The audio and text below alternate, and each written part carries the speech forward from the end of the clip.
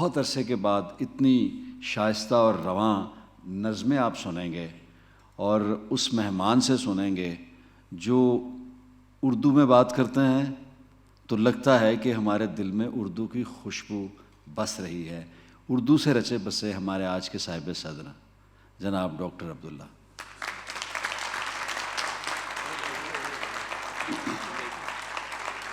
آج یہاں آ کے میرا ایمان تازہ ہو گیا کہ مشاعرے بھی زندہ رہیں گے اور سامعین بھی زندہ رہیں گے.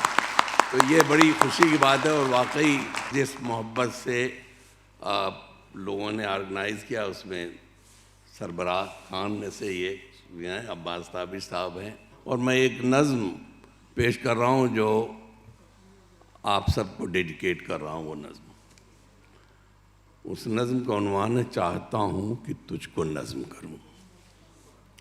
چاہتا ہوں کہ تجھ کو نظم کروں، پھول سے کھل اٹھے ہیں نظروں میں، مشک سا گھل گیا ہے سانسوں میں، نور سا بھر گیا ہے آنکھوں میں، حرف الجھے ہوئے ہیں سوچوں میں، نور کو کیسے حرف میں ڈھالوں، پھول کو کیسے شعر میں گوندھوں، مشک کو کیسے نظم کر ڈالوں.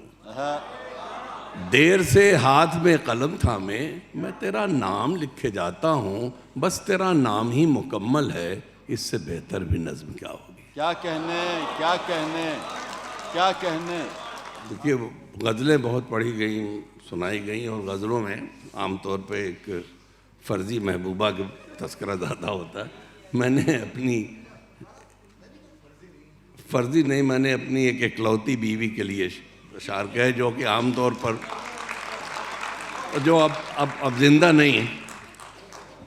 نظم بھی پرانی ہے. اس نظم کو عنوان ہے تیرا ساتھ. تیرا ساتھ. ایک سمندر ہے حوادث کا جو گھیرے ہے مجھے، کشتی ذات شکستہ ہے بہت، ایسے عالم میں کوئی حرف تسلی تیرا ایک پتوار سا لگتا ہے مجھے، ایسے عالم میں تیرا حرف دعا بادباں کوئی کھلا ہو جیسے، ایسے عالم میں تیرا ہاتھ کہ موسیٰ کا عصا ہو جیسے، راستہ ایسے عالم میں تیرا ہاتھ کہ موسیٰ کا عصا ہو جیسے، راستہ بیچ سمندر کے بنا ہو جیسے، ایسے عالم میں تیرا ساتھ کہ ہمراہ خدا ہو جیسے. ان کہی باتیں، میں اس کی ان کہی باتیں سمجھتا ہوں وہ سب باتیں جنہیں الفاظ کا جامہ پہن کر نطق سے باہر نکلنے کا کوئی رستہ نہیں ملتا. وہ باتیں جو کبھی آواز کے سنگیت پہ رقصاں نہیں ہوتیں.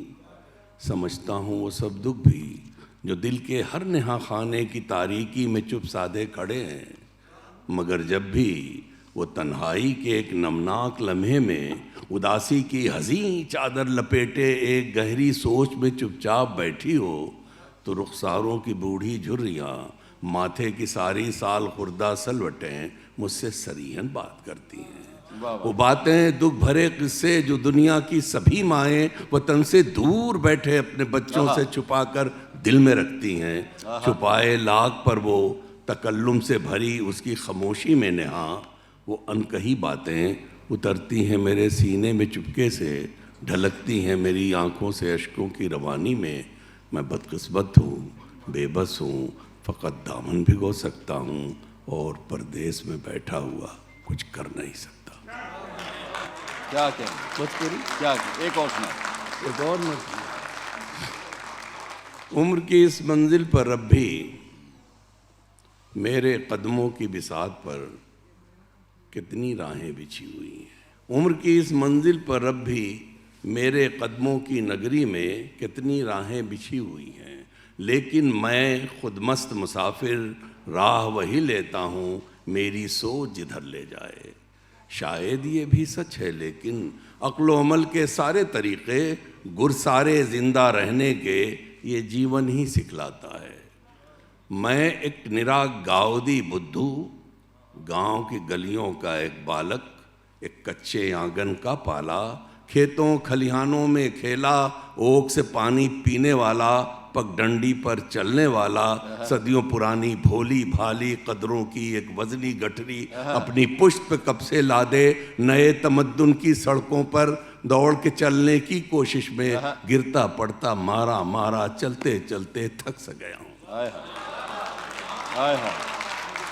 पड़ता मारा मारा चलते चलते थक सा गया हूँ। मेरे गांव के सब बूढ़े बिन गद्दी ही एक राजा थे, सबके दिल में कद्र थी उनकी, सबके ही बाबा काका थे।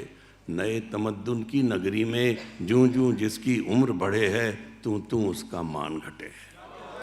नए तमद्दुन की नगरी में जूं जूं जिसकी उम्र बढ़े है, तू तू उसका मान घटे है। बाबा काका मामा चाचा नर्सिंग होम के बासी बनकर एक अकेले बैठ के दिन भर रह सकते हैं। कब अब्दुल्ला जैसा गांव को कोई बालक सदियों पुरानी कदरों की एक वजनी गठरी पुष्ट पर ला दे, पास आकर उनको पहचाने, कुछ घड़ियां साथ गुजारे, दिल बहलाए और दुआ ले।